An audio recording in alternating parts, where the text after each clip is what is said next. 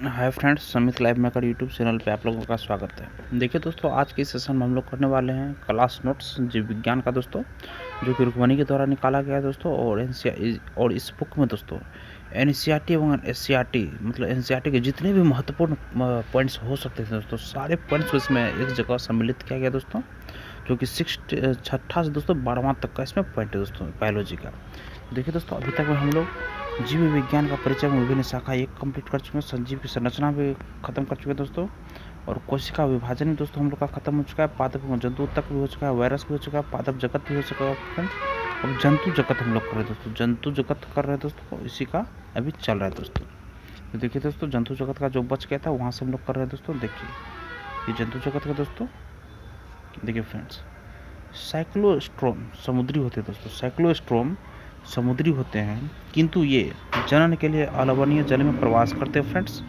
ये जनन के कुछ दिन के बाद वे मर जाते हैं, इसके लार्वा कायांतरण के बाद समुद्र में लौट जाते हैं। उदाहरण दोस्तों इसका पेट्रोमाइजोन लैम्प्रे तथा मिक्सिन हैगफिश।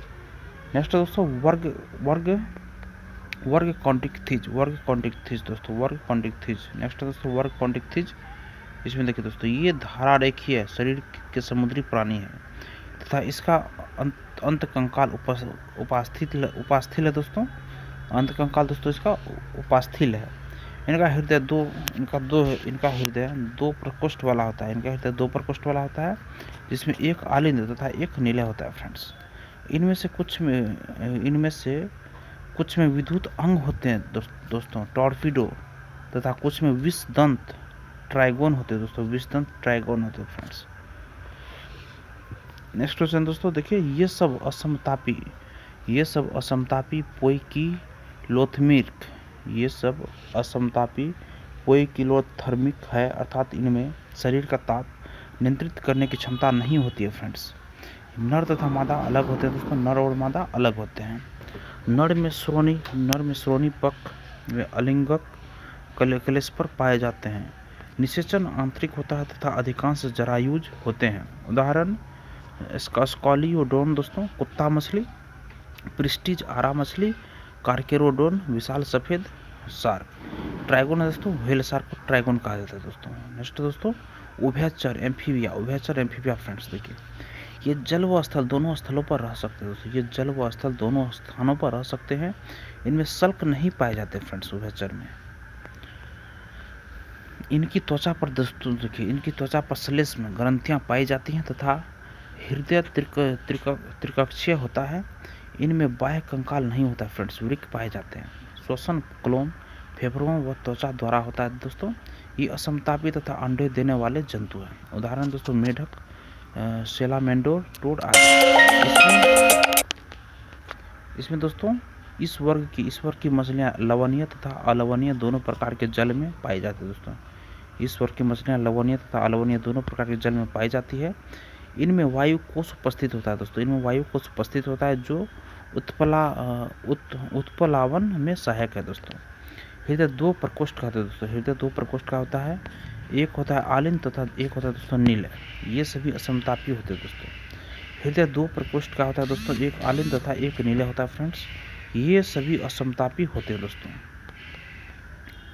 नेक्स्ट दोस्तों देखिए, नर तथा मादा अलग अलग होते हैं, नर और मादा दोस्तों अलग अलग होते हैं क्रमशः। उदाहरण समुद्री एक्सोसिटस दोस्तों, उड़न मछली, और हिप्पोकैम्पस समुद्री घोड़ा, अलवनिया लेबियो रोहू, कतला कलेरियस मांगुर, एक्वेरियम बेटा फाइटिंग फिश, पेप्ट्रोइप्सम एंगज मछली दोस्तों। इनका आहार नाल मूत्राशय तथा जनन पथ एक कोष्ठ में खुलते हैं, जिसे अवस्कर कहते हैं दोस्तों, और जो बाहर खुलता है फ्रेंड्स। इनमें श्वसन कलोम फुफ्फुस तथा त्वचा के द्वारा होता है दोस्तों। इनका हृदय तीन प्रकोष्ठ का बना होता है, दो आलिंद तथा एक नीले। ये असमतापी होते हैं दोस्तों, उभयचर ये असमतापी होते हैं। नर तथा मादा अलग अलग होते हैं दोस्तों। और निषेचन बाह्य होता है, ये अंडोत्सर्ग करते हैं तथा विकास परिवर्धन प्रत्यक्ष अथवा लार्वा के द्वारा होता है। उदाहरण बुफो टोड राना। और नेक्स्ट टिग्रिना टिग्रिना मेढक, हाइला वृक्ष मेढक, सेलेमेंडोर, इक्थियोपिस पादरहित उभयचर दोस्तों। नेक्स्ट दोस्तों सरीसृप रेप्टाइल्स दोस्तों। देखिए ये असमतापी जंतु है दोस्तों, ये असमतापी जंतु है। इनका शरीर सल्कों द्वारा ढका होता है दोस्तों, इनका शरीर सल्कों द्वारा ढका होता है। इनमें श्वसन फेफड़ों द्वारा होता है दोस्तों, इनमें श्वसन फेफड़ों द्वारा होता है। इनका हृदय सामान्यतः त्रिकक्षीय, दो आलिंद एक नीले होता है दोस्तों, दो आलिंद एक नीले होता है। लेकिन मगरमच्छ का हृदय 4 कक्षीय होता है दोस्तों, लेकिन मगरमच्छ का हृदय 4 कक्षीय होता है फ्रेंड्स। नेक्स्ट दोस्तों देखिए इनका वृक्क पाया जाता है दोस्तों, इनका वृक्क पाया जाता है। ये भी अंडे देने वाले प्राणी हैं। इनके अंडे कठोर कवच से ढके होते हैं तथा उभयचर की तरह इन्हें जल में अंडे देने की आवश्यकता नहीं पड़ती है। उदाहरण दोस्तों कछुआ, सांप, छिपकली, मगरमच्छ, वृक्ष, छिपकली दोस्तों। उदाहरण कछुआ, सांप, छिपकली, मगरमच्छ, वृक्ष, छिपकली। इनमें क्रिएटिन द्वारा निर्मित बाह्य त्वचा इनमें क्रिएटिन द्वारा निर्मित बाह्य त्वचीय सल्क या प्रसल्क पाए जाते हैं फ्रेंड्स। इनमें बाह्य कर्ण छिद्र नहीं पाए जाते हैं। इनका कर्णपटल बाह्य कान का प्रतिनिधित्व करता है दोस्तों। इनमें 2 जोड़ी पाद उपस्थित हो सकते हैं दोस्तों। और हृदय सामान्यतः 3 प्रकोष्ठ का होता है दोस्तों, हृदय सामान्यतः इनका दोस्तों 3 प्रकोष्ठ का होता है, लेकिन मगरमच्छ में 4 प्रकोष्ठ का होता है दोस्तों। देखिए रेप्टाइल्स के बारे में दोस्तों सरीसृप, इनमें दोस्तों सामान्यतः 3 प्रकोष्ठ का दोस्तों हृदय होता है, और लेकिन मगरमच्छ में 4 प्रकोष्ठ का होता है दोस्तों। सरीसृप असमतापी होते हैं दोस्तों। सर्प तथा छिपकली अपनी सल्क को त्वचीय केंचुल के रूप में छोड़ते हैं। इनके लिंग अलग अलग होते हैं फ्रेंड्स, निषेचन आंतरिक होता है। उदाहरण किलोन टर्टल, टेस्टुयूडो टॉर्टाइज, कैमेलियन वृक्ष, छिपकली दोस्तों। केलोटस बगीचे की छिपकली है। और एलिगेटर दोस्तों, और क्रोकोडाइल्स घड़ियाल, हेमीडेक्टाइलस घरेलू छिपकली, और जहरीले सर्प नाजा कोबरा और वंगेरस क्रेत वैप। ये सब गए फ्रेंड्स। देखिए नेक्स्ट दोस्तों पक्षी। देखिए पक्षी एब्स सभी पक्षियों को इस वर्ग में रखा गया है दोस्तों। ये समतापी तथा अंडप्रजक प्राणी है दोस्तों, ये समतापी तथा अंडप्रजक प्राणी है।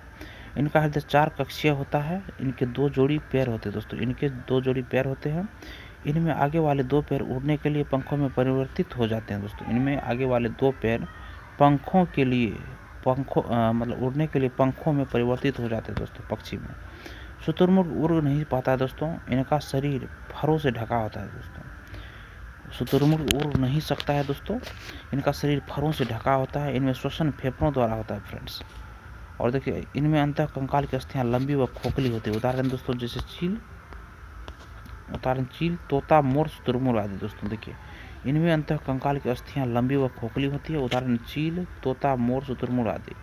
इनका अग्रपाद रूपांतरित होकर पंख बनाते हैं दोस्तों। इनके पश्चपाद में सामान्यतः सल्क होते हैं जो रूपांतरित होकर चलने, तैरने तथा पैरों की शाखाओं को पकड़ने में सहायता करते हैं। इनका त्वचा शुष्क होती है। पूंछ में तेल ग्रंथि को छोड़कर कोई और त्वचा ग्रंथि नहीं पाई जाती दोस्तों। सामान्य रूप से इनके अंतःकंकाल की लंबी अस्थियां खोखली होती है तथा वायुकोश युक्त होती हैं। इनके पाचन पथ में सहायक संरचना क्रॉप तथा पेशनी होती है दोस्तों, इनका हृदय पूर्ण 4 प्रकोष्ठ का बना होता है फ्रेंड्स। यह समतापी होम्योथर्मस होते हैं, अर्थात इनके शरीर का ताप नियत बना रहता है। उदाहरण है दोस्तों कार्वस कौवा, कोलुम्बा कपोत, सिटिकुला तोता, स्ट्रायो ऑस्ट्रिच, पेवो मोर, एंटिनोडाइटिज पेंगुइन, सुडोगाइपस गिद्ध। स्तनपायी दोस्तों है मेमेलिया दोस्तों, स्तनपायी मेमेलिया। ये समतापी प्राणी है दोस्तों तथा सभी प्रकार के वातावरण में पाए जाते हैं। हृदय 4 कक्षीय होता है फ्रेंड्स। इस वर्ग के सभी जंतुओं में नवजात के पोषण के लिए दुग्ध ग्रंथियां पाई जाती है दोस्तों। नेक्स्ट दोस्तों इनकी त्वचा पर फ्रेंड्स बाल, स्वेद और तेल ग्रंथियां पाई जाती हैं। इस वर्ग के जंतु शिशुओं को जन्म देने वाले होते हैं, लेकिन कुछ अपवाद जैसे एकिडना अंडे देते हैं। वह कंगारू अविकसित बच्चे को जन्म देता है जो पूर्ण विकास होने तक मार्सुपियस नामक थैली में रहते हैं। उदाहरण मानव, कंगारू, चमगादड़। ये दोस्तों उदाहरण हो गया। नेक्स्ट दोस्तों देखिए स्तनधारियों। स्तनधारियों का सबसे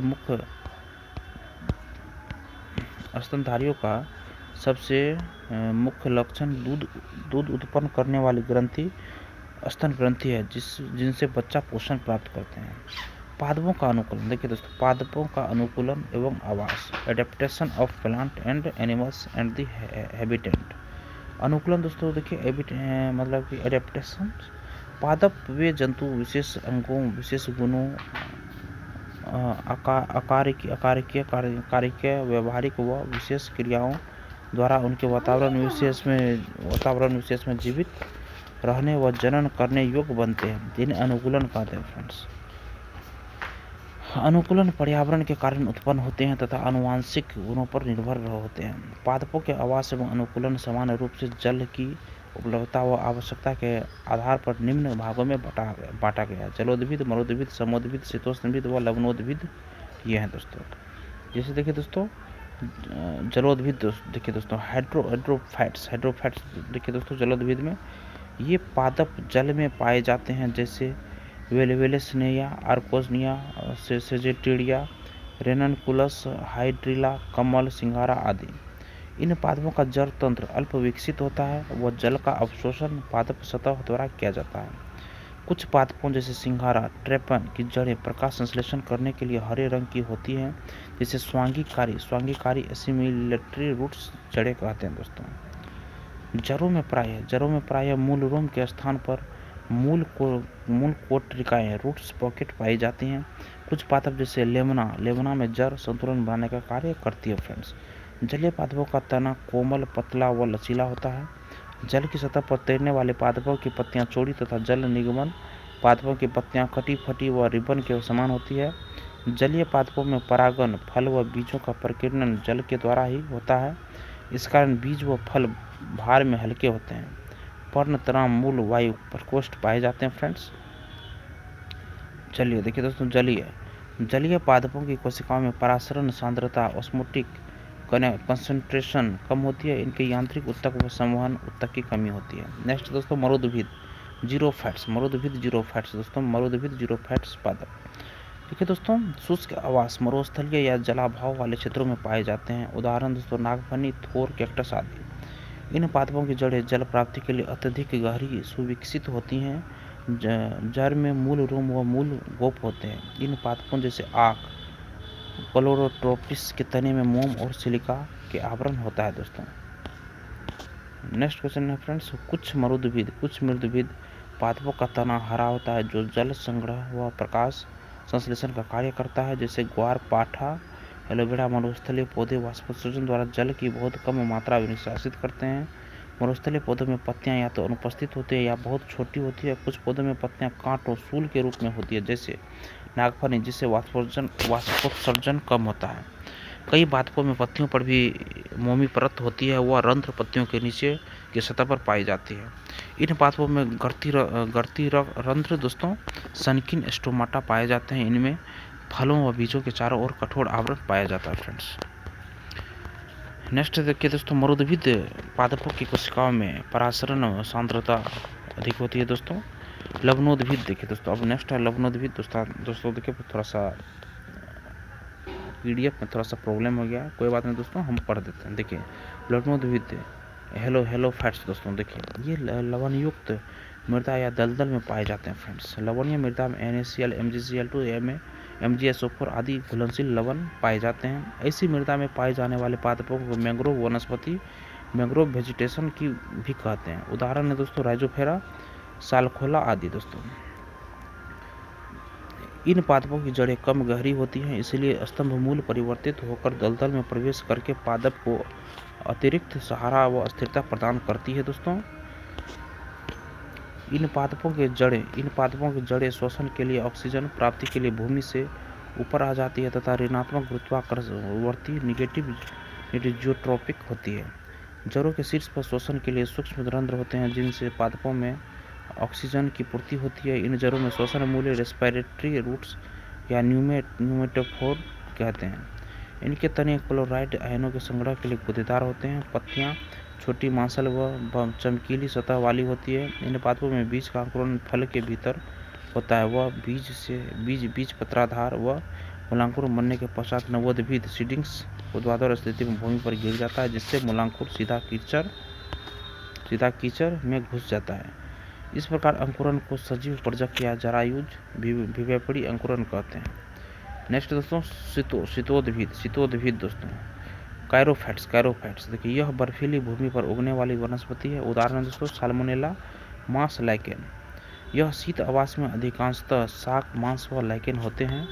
ये अल्पकालिक होते हैं दोस्तों। साल्मोनेला एक पुष्पी पादप है जो बर्फ के नीचे दबा रखता है तथा पुष्पन के समय उत्पन्न उष्मा से बर्फ के पिघलने से पादप का कंबल पुष्प से बाहर निकल जाता है दोस्तों, निकला रहता है दोस्तों। देखिए फ्रेंड्स समोद्भिद पादप मेसोफाइट्स दोस्तों।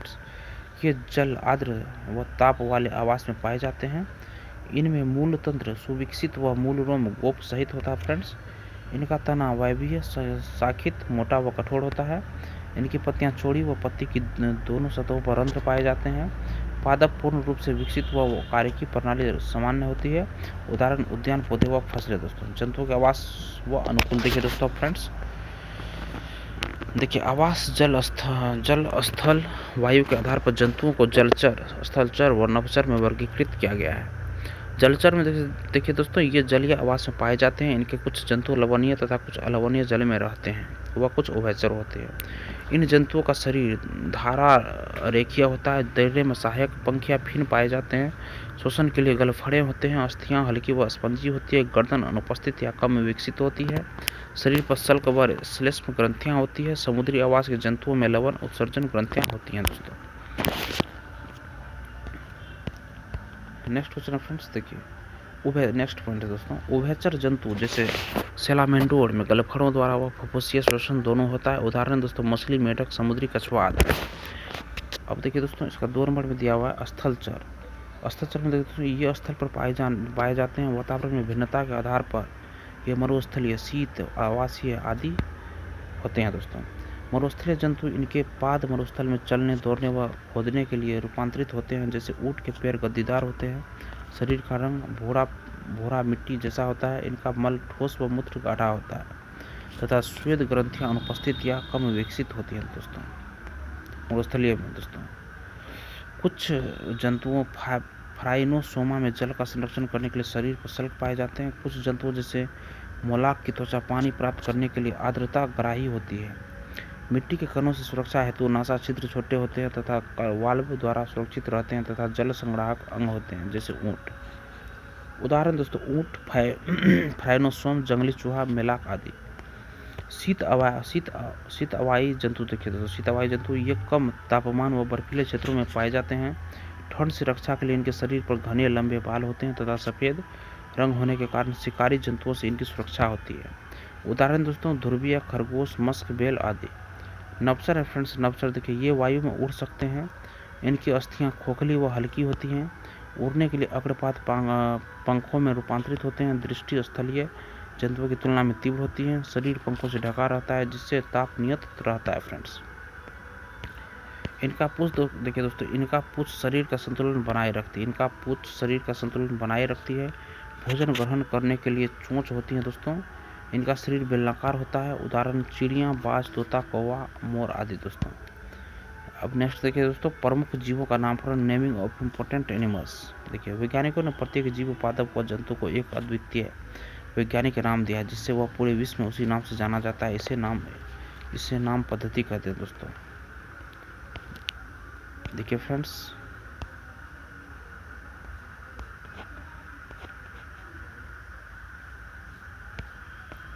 नाम पद्धति कहते हैं दोस्तों। और पहले ये देख लेते हैं फ्रेंड्स। देखिए पादपों के वैज्ञानिक नाम के सर्वमान्य नियम दोस्तों। पादपों के वैज्ञानिक नाम सर्वमान्य नियम दोस्तों international code of botanical nomenclature ICBN तथा जंतुओं के international code of zoological nomenclature मतलब ICZN दोस्तों। पादपों के नाम का क्या होगा दोस्तों ICBN होगा तथा जंतुओं के नाम का ICZN में दिए गए दोस्तों। इनके नाम पद्धति के लिए हम जिस वैज्ञानिक पद्धति का प्रयोग करते हैं उसे द्विनाम पद्धति बाइनोमियल प्रोसेस कहते हैं। इस नामकरण पद्धति को कैरोलस लिनियस ने सुझाया था फ्रेंड्स। द्विनाम पद्धति में पहला नाम जीनस वंश और दूसरा स्पीशीज जाति का होता है। वैज्ञानिक नाम प्रायः लैटिन भाषा में होते हैं, परंतु जब हाथ से अंग्रेजी भाषा में लिखते हैं तब दोनों शब्दों को अलग अलग रेखांकित किया जाता है। पहला अक्षर जो वंश का नाम बताता है वह अंग्रेजी भाषा के बड़े अक्षर में होना चाहिए, जबकि जाति नाम में छोटा अक्षर होना चाहिए। उदाहरण आम का वैज्ञानिक नाम दोस्तों मैग्नीफेरा इंडिका दोस्तों। मैग्नीफेरा इंडिका जगत किंगडम हो गया दोस्तों। इसको जैसे ही संघ, फाइलम व भाग डिवीजन में टूट गया दोस्तों, फिर वर्ग में दोस्तों, क्लास में, फिर गण ऑर्डर में, फिर कुल फैमिली, फिर दोस्तों वंश तब जाति दोस्तों, फिर वंश तब जाति, आरोही क्रम में पदानुक्रम, वर्गीय की समवर्ग दोस्तों। लिनियस के काल में सभी पादपों प्राणियों के वर्गीकरण के लिए एक द्विजगत पद्धति विकसित की गई थी, जिसमें उन्हें क्रमशः प्लांटी, पादप एवं एनिमेलिया प्राणी जगत में वर्गीकृत किया गया था दोस्तों।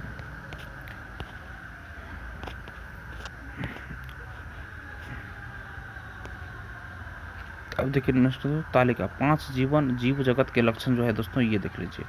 ठीक है दोस्तों, लक्षण जो है एक हो गया Monera, protista, fungi, Plantae, animalia. ये 5 जगत है दोस्तों, मोनेरा, प्रोटिस्टा, फंजाई, प्लांटी और एनिमेलिया। जैसे कोशिका प्रकार देखिए दोस्तों, मोनेरा में प्रोकैरियोटिक है, प्रोटिस्टा में यूकैरियोटिक हो जाएगा, फंजाई यूकैरियोटिक और प्लांटी यूकैरियोटिक उपस्थित रहेगा इसमें, और उसमें फिर एनिमेलिया में यूकैरियोटिक होगा। फिर कोशिका भित्ति देखिए दोस्तों, मोनेरा में जीव जगत में दोस्तों सेलुलोज रहित बहु सर्कराइड प्लस एमिनो अम्ल होगा, और प्रोटिस्टा में कुछ में उपस्थित होगा, और फंजाई में उपस्थित सेलुलोज रहित और काइटिन युक्त होगा दोस्तों। प्लांटी में सेलुलोज सहित होगा और एनिमेलिया में अनुपस्थित रहता है। नेक्स्ट है केंद्रक झिल्ली अनुपस्थित होगा दोस्तों मोनेरा में, और प्रोटिस्टा में उपस्थित, और फंजाई उपस्थित, प्लांटी उपस्थित, एनिमेलिया उपस्थित। काय संरचना में दोस्तों कोशिकीय रहेगा, प्रोटिस्टा भी कोशिकीय और फंजाई बहुकोशिकीय अदृढ़ उत्तक, और प्लांटी उत्तक अंग और उत्तक तंत्र, और एनिमेलिया दोस्तों उत्तक अंग तंत्र। पोषण की विधि दोस्तों स्वपेशी, रसायन संश्लेषी एवं प्रकाश संश्लेषी तथा परपोषी, मृतपोषी एवं परजीवी तथा परपोषी इसमें होगा, परपोषी, मृत एवं परजीवी होगा दोस्तों फंजाई में, और प्लांटी में दोस्तों स्वपोषी, प्रकाश संश्लेषी होगा, और एनिमेलिया में दोस्तों परपोषी, प्राणी संभोजी, मृतपोषी इत्यादि होगा दोस्तों। फिर प्रजनन की विधि दोस्तों इसमें देखिए संयुग्मन होगी दोस्तों, प्रजनन विधि दोस्तों संयुग्मन होगा, और उसके बाद दोस्तों देखिए और प्रोटिस्टा में दोस्तों युग्मक संलयन एवं संयुग्मन होगा दोस्तों। उसके बाद फ्रेंड्स है निषेचन होगा दोस्तों, इसमें फंजाई में निषेचन, और प्लांटी में भी निषेचन, और एनिमेलिया में भी निषेचन दोस्तों होगा। प्रजनन की विधि है देखिए फ्रेंड्स सन 1969 में R.H. व्हिटेकर द्वारा एक 5 जगत प्रणाली की पद्धति प्रस्तावित की गई थी। इस पद्धति के अंतर्गत सम्मिलित किए जाने वाले जगतों के नाम मोनेरा, प्रोटिस्टा, फंजाई, प्लांटी एवं एनिमेलिया है। सभी प्रोकैरियोटिक जीवधारियों के साथ मोनेरा तथा एक कोशिका जीवधारियों को प्रोटिस्टा जगत के अंतर्गत रखा गया है। प्रोटिस्टा जगत के अंतर्गत कोशिका भित्ति युक्त क्लेमाइडोमोनास एवं क्लोरेला जिन्हें पहले पादपों के अंतर्गत शैवाल में रखा गया था, पैरामीशियम एवं अमीबा जिन्हें पहले प्राणी जगत में रखा गया था के साथ रखा गया है, जिसमें कोशिका भित्ति पाई जाती है दोस्तों। अगला है दोस्तों मोनेरा जगत, मोनेरा किंगडम दोस्तों, मोनेरा जगत, मोनेरा किंगडम। देखिए फ्रेंड्स सभी बैक्टीरिया मोनेरा जगत के अंतर्गत आते हैं। ये सूक्ष्मजीवियों में सर्वाधिक संख्या में होते हैं और लगभग सभी स्थानों पर पाए जाते हैं। मुट्ठी भर मिट्टी में सैकड़ों प्रकार के बैक्टीरिया देखे गए हैं दोस्तों। ये गर्म जल के झरनों, मरुस्थल, बर्फ एवं गहरे समुद्र जैसे विषम एवं प्रतिकूल वास स्थानों जहाँ दूसरे जीव मुश्किल से ही जीवित रह पाते हैं में भी पाए जाते हैं दोस्तों। कई बैक्टीरिया तो अन्य जीवों पर या उनके भीतर परजीवी के रूप में रहते हैं। बैक्टीरिया को उनके आकार के आधार पर 4 समूहों गोलाकार, कोकस बहुवचन, कोकाई छाराकार, बेसिलस बहुवचन, बेसिलाई, क्रामाकार के विब्रियन बहुवचन, विब्रिया तथा सर्पिलाकार, स्पाइरिलम बहुवचन, स्पाइरिला में बांटा गया है। नेक्स्ट है दोस्तों आध बैक्टीरिया फ्रेंड्स ये विशिष्ट प्रकार के बैक्टीरिया होते हैं। ये बैक्टीरिया अत्यंत कठिन वास स्थानों जैसे अत्यंत लवणीय क्षेत्र, हेलोफी गर्म झरने, थर्मो एसिडोफिलस एवं कक्ष क्षेत्र मेथेनोजेन में पाए जाते हैं। मेथेनोजेन अनेक रूमिनेंट पशुओं जैसे गाय एवं भैंस के आंत्र में पाए जाते हैं तथा इनके गोबर से मीथेन जैव गैस का उत्पादन करते हैं। यू बैक्टीरिया दोस्तों देखिए, हजारों यू बैक्टीरिया अथवा वास्तविक बैक्टीरिया की पहचान एक कठोर कोशिका भित्ति एवं एक कसाब जल बैक्टीरिया द्वारा की जाती है। नेक्स्ट है दोस्तों साइनो बैक्टीरिया। देखिए दोस्तों, जिन्हें नील हरित शैवाल भी कहते हैं, में हरित पादपों की तरह क्लोरोफिल ए पाया जाता है तथा ये प्रकाश संश्लेषी स्वपोषी होते हैं फ्रेंड्स। नेक्स्ट दोस्तों देखिए संपोषी होते हैं। साइनो बैक्टीरिया एक कोशिकीय कॉलोनीय अथवा तंतुमय अलवणीय जलीय समुद्री अथवा स्थलीय शैवाल है। इनकी कॉलोनी प्रायः जलीनुमा आवरण से ढकी रहती है जो प्रदूषित जल में बहुत फलते फूलते हैं। बैक्टीरिया जैसे नॉनस्टॉक एवं अनाबिना पर्यावरण के नाइट्रोजन को टेट्रोसिस्ट नामक विशिष्ट कोशिकाओं द्वारा स्थिर कर सकते हैं। नेक्स्ट देखिए रसायन संश्लेषी बैक्टीरिया नाइट्रेट, नाइट्राइट एवं अमोनिया जैसे विभिन्न अकार्बनिक पदार्थों को ऑक्सीकृत कर उनसे मुक्त ऊर्जा का उपयोग एटीपी उत्पादन के लिए करते हैं। ये नाइट्रोजन, फास्फोरस, आयरन एवं सल्फर जैसे पोषकों के पुनर्चक्रण में महत्वपूर्ण भूमिका निभाते हैं। परपोषी बैक्टीरिया प्रकृति में बहुलता से पाए जाते हैं और इनमें अधिकतर महत्वपूर्ण अपघटक होते हैं। इन परपोषी बैक्टीरिया में से अनेक का मनुष्य के जीवन संबंधी गतिविधियों पर महत्वपूर्ण प्रभाव पड़ता है। ये दूध से दही बनाने में, प्रतिजैविक के उत्पादन में, लेग्यूम पादपों की जड़ों में नाइट्रोजन स्थिरीकरण में सहायता करती है। कुछ बैक्टीरिया रोगजनक होते हैं जो मनुष्य, फसलों, फर्म एवं पालतू पशुओं को हानि पहुंचाते हैं। विभिन्न बैक्टीरिया के कारण हैजा, टाइफाइड, टिटनेस, साइट्रस कैंकर जैसी बीमारियां होती हैं।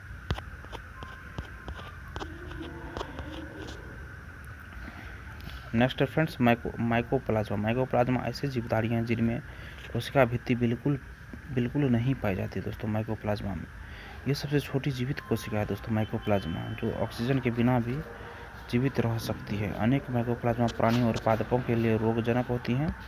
नेक्स्ट दोस्तों प्रोटिस्टा जगत। देखिए प्रोटिस्टा जगत, सभी एक कोशिकीय यूकेरियोटिक को प्रोटिस्टा के अंतर्गत रखा गया दोस्तों। सभी एक कोशिकीय यूकेरियोटिक को प्रोटिस्टा के अंतर्गत रखा गया फ्रेंड्स, परंतु इस जगत की सीमाएं ठीक तरह से निर्धारित नहीं हो पाई है।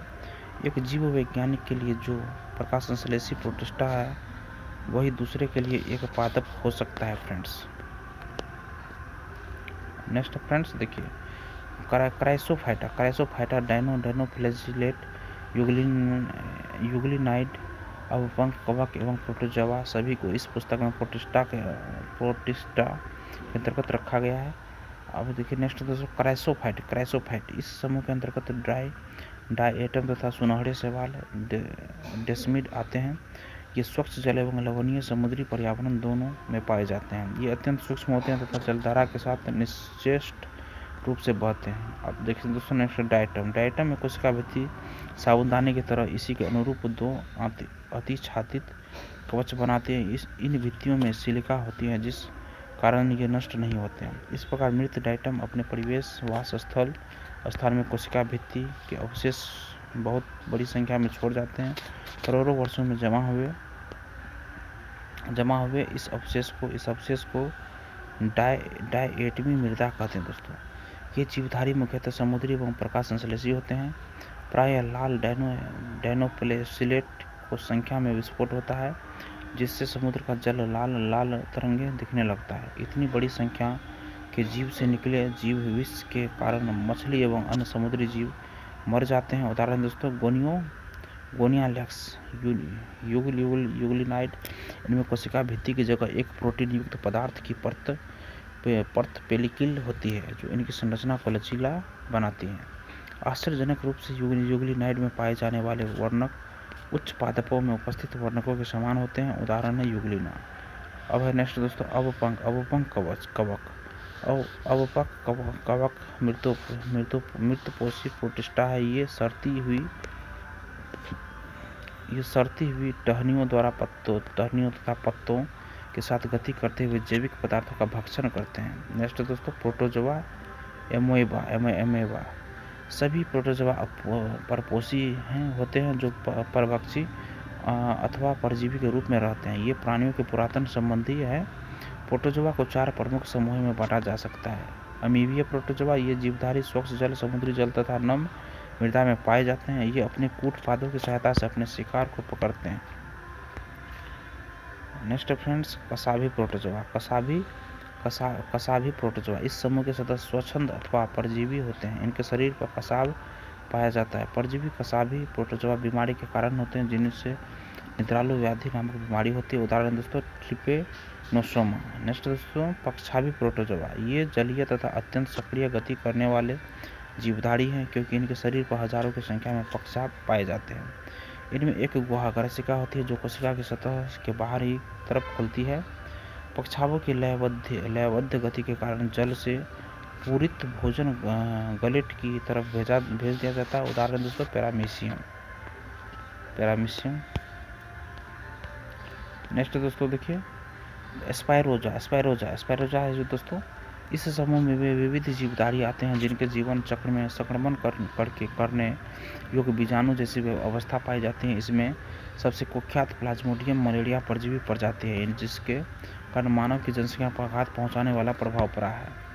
नेक्स्ट दोस्तों कवक फंजाई जगत, फंगी किंगडम। परपोषी जीवों में फंजाई कवक का जीव जगत में विशेष अद्भुत स्थान है। समान छत्रक मशरूमों तथा कुकुरमुत्ता टोडस्टूल भी फंजाई है। सरसों की पत्तियों पर स्थित सफेद धब्बे परजीवी फंजाई के कारण होते हैं। कुछ के फंजाई जैसे ईस्ट का उपयोग रोटी तथा बियर बनाने के लिए किया जाता है फ्रेंड्स। नेक्स्ट अनफंजाई पौधों तथा जंतुओं के रोग के कारण होते हैं। उदाहरण के लिए गेहूं में कीट रोग पक्सिनिया के कारण होता है। कुछ फंगल जैसे पेनिसिलियम से प्रतिजैविक एंटीबायोटिक का निर्माण होता है। फंजाई तंतुमयी है।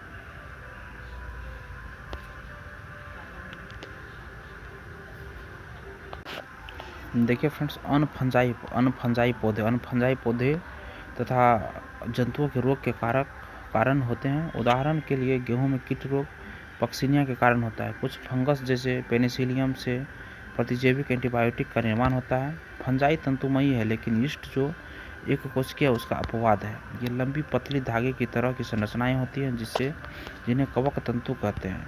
कवक तंतु के जाल को कवक जाल माइसीलियम कहते हैं।